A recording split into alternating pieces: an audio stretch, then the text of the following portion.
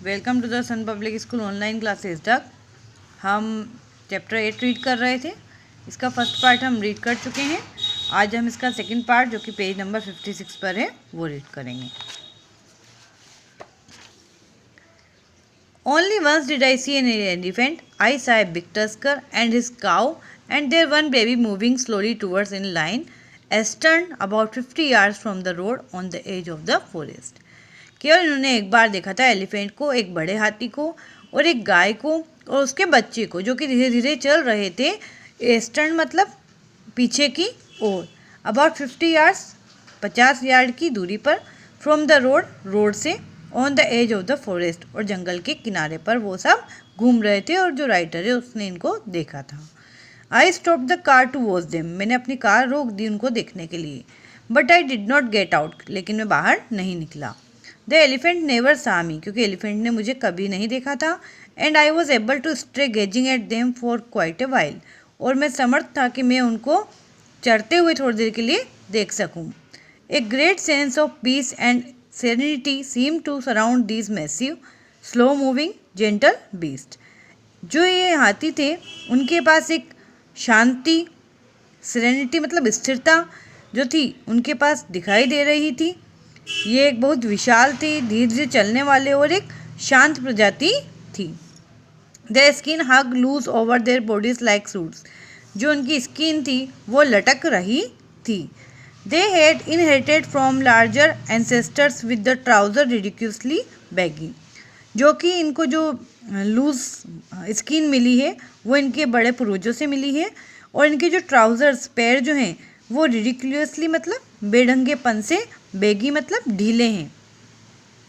Like the giraffe की तरह। दे वर vegetarian, ये शाकाहारी हैं। And did not have to hunt और kill in order to survive in the jungle, और ये जंगल में अपने रहने के लिए ना तो किसी का शिकार करते हैं ना ही किसी को मारते हैं। And no other wild beast would ever dare to threaten them, और किसी भी जंगली प्रजाति की इतनी हिम्मत नहीं है कि वो इनको डरा सके, हाथियों को डरा सके। Only the fall humans in the shape of an occasional big game hunter or an ivory poacher were to be feared. केवल जो बेईमान इंसान है, फॉल ह्यूमंस मतलब जो बेईमान इंसान है, जो कि एक ओकेजनल प्रासंगिक बिग गेम हंटर मतलब वो जानवरों का शिकार करने के लिए रहते हैं, या आइवरी पोचर या उनके हाथी दांत का शिकार करने के लिए रहते हैं, उनको डरने की आवश्यकता है। But this small elephant family did not look as though they had yet met any of this horror.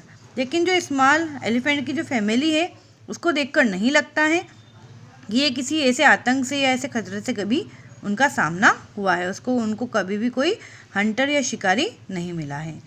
They seem to be leading a life of absolute contentment, वे एक पूर्णतः से संतुष्टि का जीवन बिता रहे हैं। They are better off than me, वे मुझसे ज़्यादा अच्छे हैं। आई टोल्ड माई सेल्फ, मैंने अपने आप से कहा। And a good deal wiser, और एक अच्छी सी बात उनके साथ मैंने सौदा किया। आई माई सेल्फ एम, मैं क्या हूँ, एट दिस मोमेंट, इस क्षण में, on my way to kill Germans, मेरा तो एक ही रास्ता है, या तो मैं जर्मन को मारूँ और to be killed by them, या उनके द्वारा मैं मारा जाऊँ। But those elephant have no thought of murder in their minds, लेकिन जो एलिफेंट है इनके दिमाग में किसी को भी मारने का विचार इनके दिमाग में नहीं है। At the frontier between Tanzania and Kenya, जो सीमा थी इन दोनों देशों के बीच की, there was a wooden gate, वहाँ पर एक लकड़ी का दरवाज़ा था। अक्रॉस द रोड के पास, with an old shack alongside it, और इसके पास एक पुरानी झोपड़ी थी। शेक मतलब झोपड़ी। And in command of this great outpost of customs, और जो इसका कमांड थी, इस आउटपोस्ट की, इस चौकी की जो कमांड थी, customs and immigration was an ancient Toothless black man, वह एक प्राचीन बिना दांतों का एक काला व्यक्ति था। हु टोल्ड मी, जिसने मुझे बताया, he had been there for 37 years, कि वो वहाँ पर 37 वर्षों से रह रहा है। He gave me cup of T, उसने मुझे एक चाय का कप दिया। एंड सेट, और कहा, he was sorry he did not have any sugar to put into it, कि उसके पास शक्कर नहीं है चाय में डालने के लिए। आई आस्क्ड हिम, मैंने उससे पूछा, if he wish to see my passport, क्या वो मेरा पासपोर्ट देखना चाहता है। But he shook his head, लेकिन उसने अपना सिर हिलाया। एंड सेड और कहा all passports look the same to him, कि सभी पासपोर्ट उसको एक जैसे दिखाई देते हैं। In any event he added smiling secretly, रहस्यपूर्ण तरीके से उसने मुस्कुराते हुए कहा he could not read without spectacles, कि वो बिना चश्मे के नहीं पढ़ सकता है। And he did not possess any, और उसके पास कोई चश्मा भी नहीं है।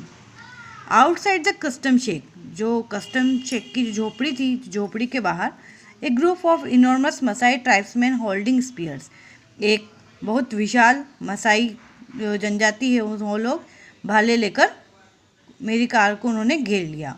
दे स्टेयर्ड एट मी, वे मुझे घूर रहे थे क्यूरियसली, उत्सुकता से, एंड पेटेड द कार, और कार को थपथपा रहे थे, मार रहे थे विद देयर हैंड्स, अपने हाथ से।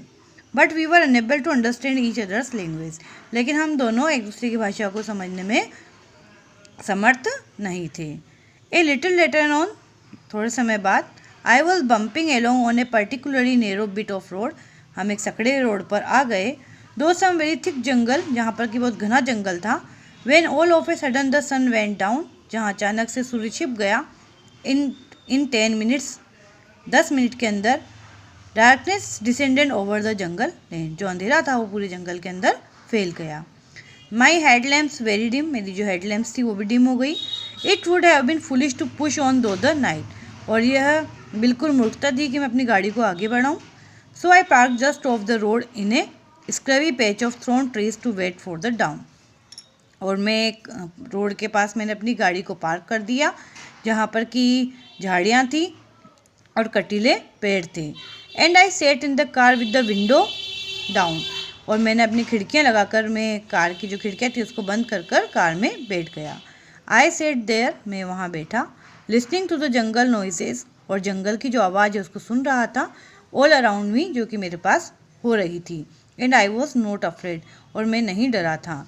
ए car is good protection against almost any wild animal, एक कार में किसी भी वाइल्ड एनिमल से बचाने की, प्रोटेक्शन करने की अच्छा तरीका होता है, मतलब कार में आपको वाइल्ड एनिमल्स भी हानि नहीं पहुंचाते हैं। I had with me a sandwich with hard cheese inside it, मेरे पास एक सैंडविच था जिसके अंदर चीज़ था। एंड आई एट दैट, मैंने उसको खा लिया। Then I wound up the 2 windows, leaving just a half-inch gap of the top of each, and got into the back seat and curled up and went to sleep. उसके बाद मैंने जो खिड़कियाँ थी मेरी उसको बंद किया, केवल थोड़ा सा ½ इंच का गैप रखा इसने, और उसके बाद वह पीछे की सीट पर जाकर बैठ गया और सो गया। आज इस Nairobi at about 3 o'clock the next afternoon, अगली दोपहर में 3 बजे में नैरोबी पहुँचा। And drove straight to the aerodrome where the small RAF headquarters was situated, और मैं सीधा एरोड्रम पर पहुंचा जहां पर कि RAF रॉयल एयरफोर्स का हेडक्वार्टर स्थित था। There I was given a medical examination by an affable English doctor, जहां पर कि मेरा मेडिकल एग्ज़ाम लिया गया एक सहयोगी इंग्लिश डॉक्टर के द्वारा। हु रिमार्क्ड, जिसने कि कहा, that 6 feet 6 inches was not the ideal height for a flyer of aeroplanes, कि एरोप्लेन्स उड़ाने के लिए जो 6 फुट 6 इंच की जो हाइट है वो सही नहीं है। Does that mean you can not pass me for flying duties, तो जो राइटर था उसने पूछा क्या मैं नहीं उड़ा सकता हूँ aeroplane. I asked him fearfully, मैंने उससे भयपूर्वक पूछा। फनीली इनफ, बहुत मूर्खतापूर्ण बात है, मैं मजाक कर रहा था वो डॉक्टर। ही सेड, उसने कहा, there is no mention of a height limit in my instructions, मेरे इंस्ट्रक्शन में कोई हाइट की जो लिमिट है वह नहीं बताई गई है। So I can pass you with a clear conscience, तो मैं तुम्हें पूरे तरीके से, पूरी सहमति से तुम्हें पास करता हूँ। Good luck my boy. इसकी एक्सरसाइज हम नेक्स्ट पार्ट में करेंगे। Thank you.